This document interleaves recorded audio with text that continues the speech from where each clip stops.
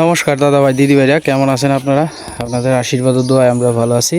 তো আজকে আমি আসছিলাম হলো আমার সাথের যে দোকান মোবারক তাদের বাড়িতে আর কি। তো মোবারকের বাড়িটা ঘুরতে আসছিলাম আর কি। তো তার বাড়িতে আপনার কি কি সবজি লাগাইছে দেখাই আপনারা। এগুলা কি পাট শাক? পাট শাক আর কি, নাইলা কইলে চিনতো না। পাট শাক বলতে হইব দেশি পাট শাক আর কি এগুলা। আর তার সাথে আপনার লেচু গাছে যাইতাছি। বাড়িটা আপনার একাতা হিসাব পড়ছে বাড়িটা, কিন্তু আপনার বাড়িটা খুব সুন্দর। চারিদিক দিয়ে আপনার মিষ্টি আলুর গাছ লাগাইছে আর কি। দেখেন গাছগুলা খুব সুন্দর হয়েছে, তবে পাতাড়ি তো খাই আলছে ফুকে ঘন হয়েছে যে বেশি। হ্যাঁ, অতিরিক্ত ঘন হয়েছে। তো এইলো এটা কি গাছ? লেচু গাছ? এটা লেচু গাছ, এটা আমড়া গাছ। আচ্ছা আচ্ছা, আর কিছুদিন পরে আমরা ধরবো। কলা আছে, কাঁঠাল গাছ লাগাইছি।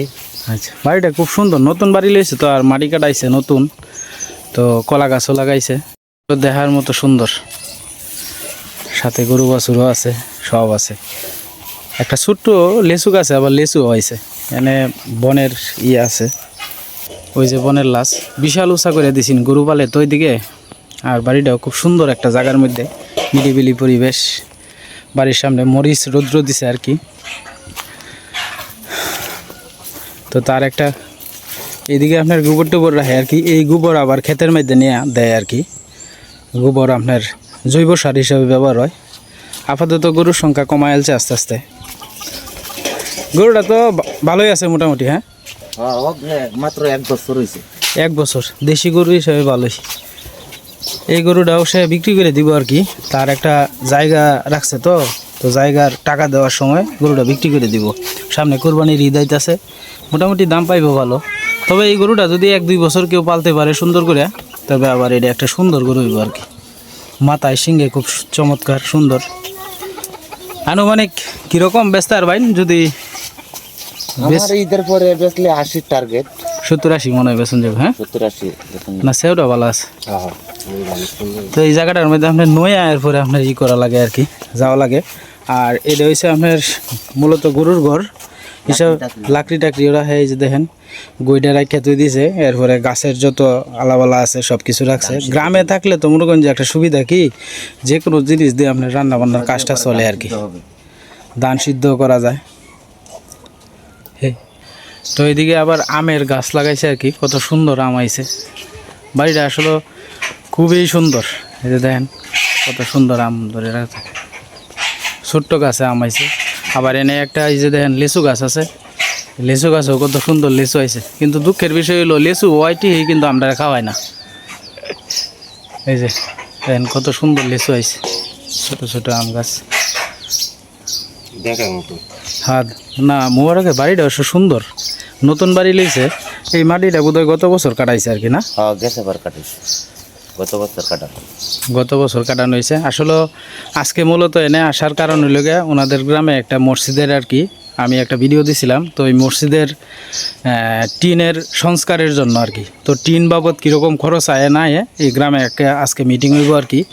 তো এই মিটিংয়ের সিদ্ধান্ত হইব। তো ভাবলাম যে যেহেতু আমরা অবসরেই আছি কতক্ষণ, এই কারণে আর কি ওনার বাড়িটা কত সুন্দর আমার কাছে ভালো লাগছে, এই কারণে একটু ভিডিওর মাধ্যমে আপনাদেরকেও দেখানোর চেষ্টা করতেছি আর কি। এই হচ্ছে মোবারকের মেয়ে, 1 ছেলে 1 মেয়ে আর কি। মরিচ দিছে আর কি রোদ্রে, এই যে দেখেন।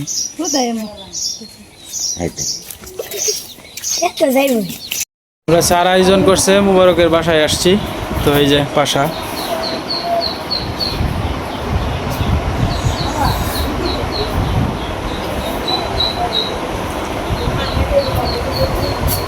চা খাওয়ানোর কি দরকার ছিল ভাই? দেখেন কত সুখী মানুষ, জানলাটার দেয়া বিছানার পাশ দেয়া তাকাইলেই দেখেন চারিদিক দিয়ে কত সুন্দর প্রকৃতি, কত সুন্দর দেখা যায়।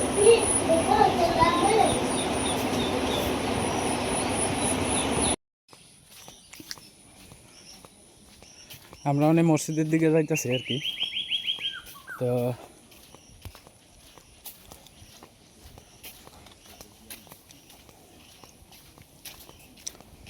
সবাই রেডি হয়েছে। তো গেছিলাম তো মোবারকরা বাড়িতে, এই বাড়ি থেকে একটু চাটা খাইয়া তারপরে আর কি যাইতেছি মসজিদের দিকে।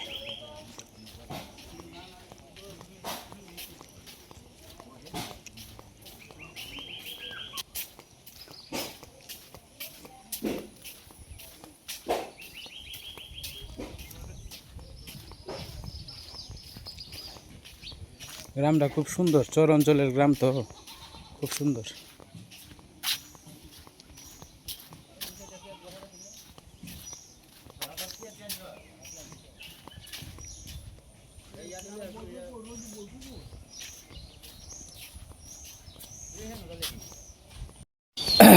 তো যাই হোক, আমি আজকে যে মসজিদে আসছিলাম, এই মসজিদে গ্রামের যিনি সভাপতি আছেন, তো ওনারা আমি সকালবেলায় খবরটা পৌঁছাইছি আর কি, যে আপনাদের গ্রামের মসজিদের বিষয়ে একটু আলাপ আলোচনা আছে।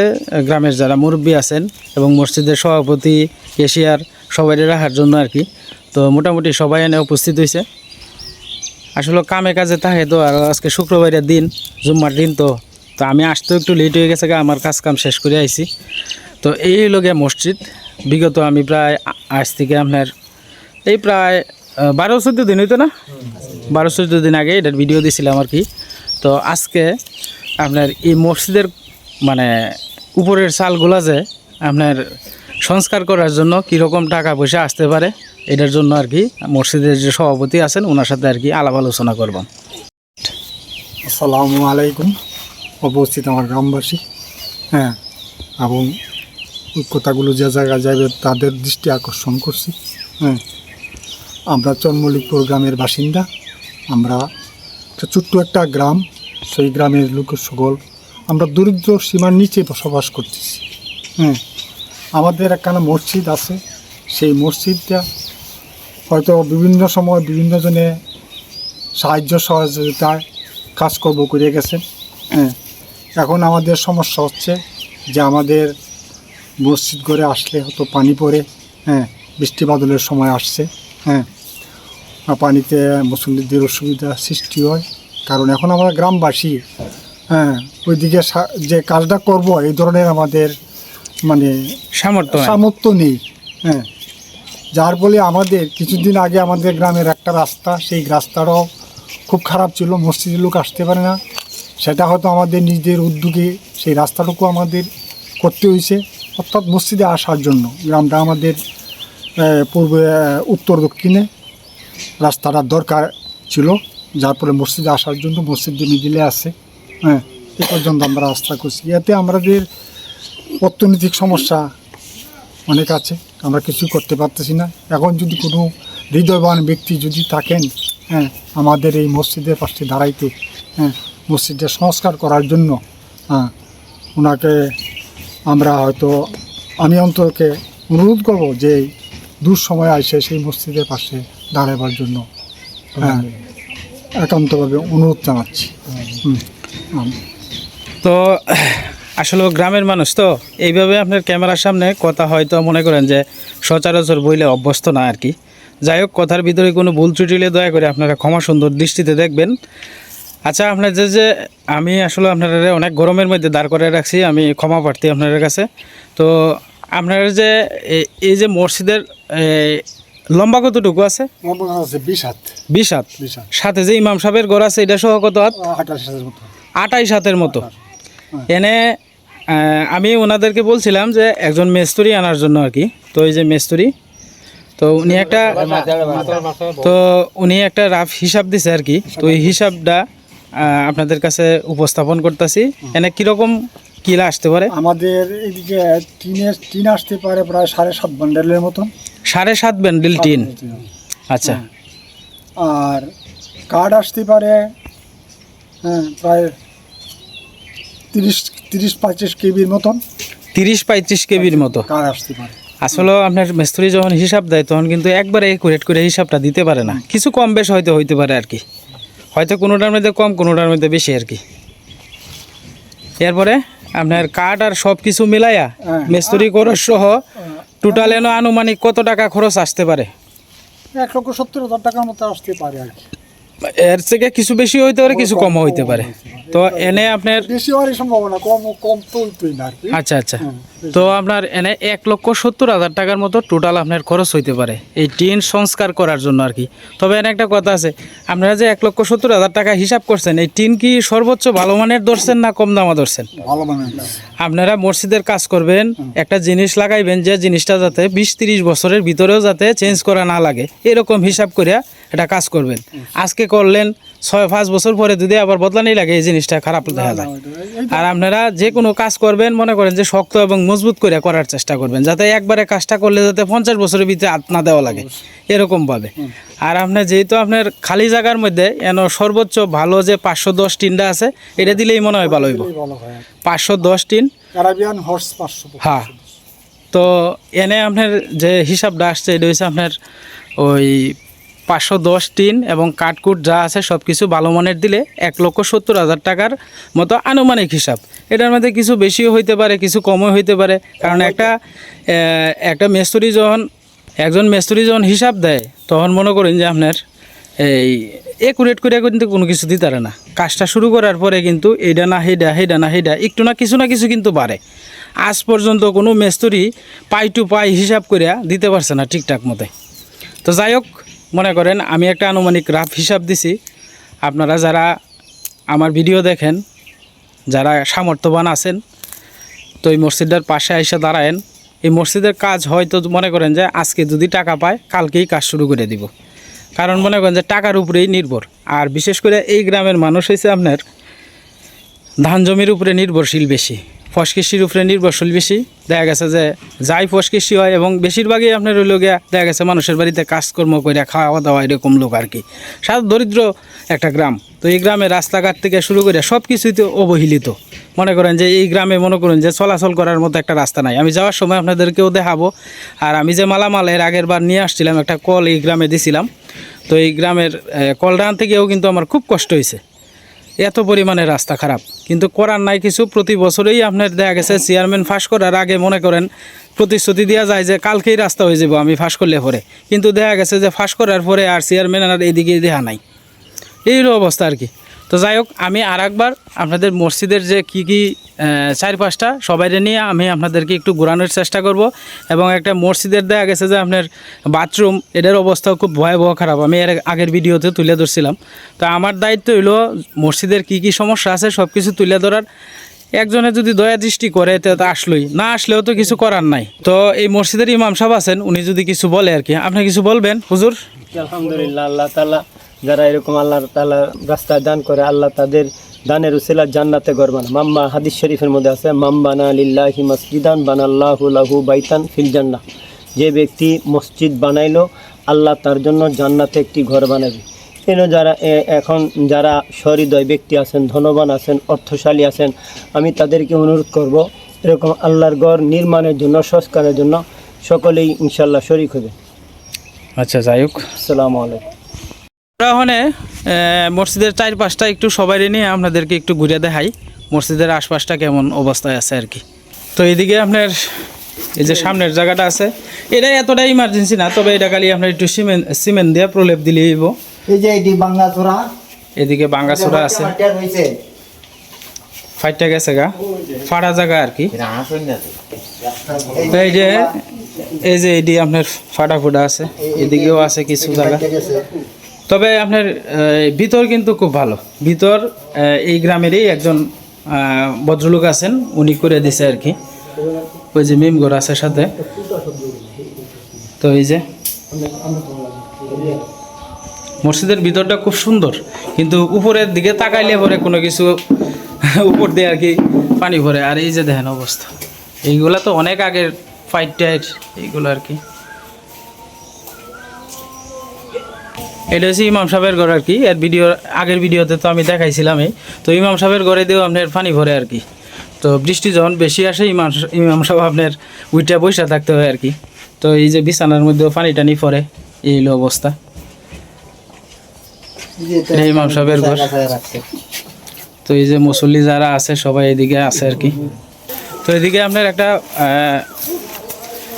প্রস্তাবখানা আছে আর কি। তো এটা একটু করুণ অবস্থায় আছে, এটা একটু দেখাইতেছি আপনারা। এটা হলো বাথরুম আর কি। আসলে আজকালকার সময়ে এরকম আপনার বাথরুম আর হলো প্রস্তাবখানা আছে কিনা কোনো জায়গার দেখা যায় না। এই যে দেখেন অবস্থাটা ভাঙ্গে টাঙ্গে গেছে, এই হলো অবস্থা। আসলে কেউ তো বাড়ির পক্ষে চায় না যে মনে করেন যে আপনার। আর এই যে দেখেন বাথরুমের ট্যাঙ্কির অবস্থা একদম খোলামেলা, ভাঙ্গে টাঙ্গে গেছে। আপাতত খালি কোনো রকম টিন টুন দিয়ে আর কি আটকায় রাখছে আর কি। তো এটা হচ্ছে অজুখানা আর কি। এটা আপনার এই গ্রামের এই একজনে করিয়া দিছিল আর কি, উনি দেশের বাইরে থাকে আর কি, উনি করিয়া দিছিল। এই হলো পিছন সাইডের, আর এটা তো খাডুলাটা থাকে, এটার অবস্থা খুব একটা বেশি ভালো না। তো যাই হোক, আমি চেষ্টা করলাম আপনাদের চারপাশটা ঘুরে ঘুরে দেখানোর জন্য কী অবস্থা আছে না আছে।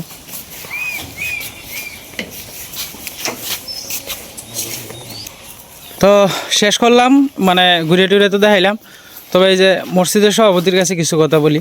আমি চেষ্টা করবাম আপনাদের মসজিদ সংস্কার করার জন্য আজকের ভিডিওর মাধ্যমে।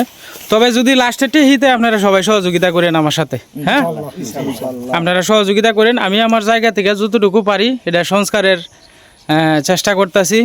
বাকিটা আপনারা যারা আমার চ্যানেলে ভিডিও দেখেন, আমি বারবারই বলি, যেহেতু মনে করেন যে এই মসজিদটা খুব করুণ অবস্থায় আছে, আপনারা দয়া দৃষ্টি দেন। আপনাদের কাছে করজোরে অনুরোধ, যারা সমাজে বিত্তবান আছেন আপনারা একটু এই মসজিদটার প্রতি দৃষ্টি দেন, যাতে আমরা কাজটা শেষ করতে পারি সুন্দরভাবে আর কি। আপনাদের কাছে অনুরোধ রইল এই আর কি। সবাইরে কষ্ট দিলাম আপনারা।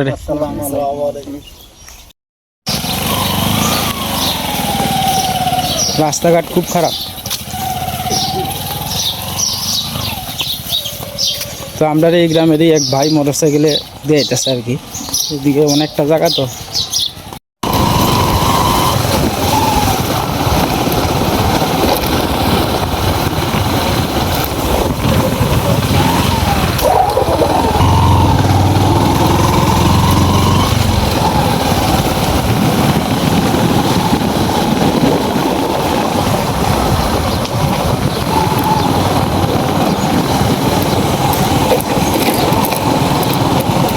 তো যাই হোক দাদা ভাই দিদি ভাইরা, মাত্র ওই গ্রাম থেকে মানে আইসি আর কি, দোকান বন্ধ করে।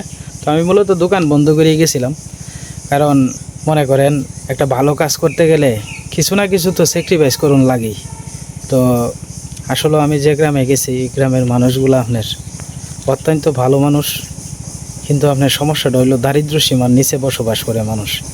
কেউ দেখা গেছে খেতে কামারে কাজ করে, আমি ভিডিওর মাধ্যমে বলছি। তো যাই হোক, এই মসজিদের ধরেন 1,70,000 টাকার মতো খরচ হইব।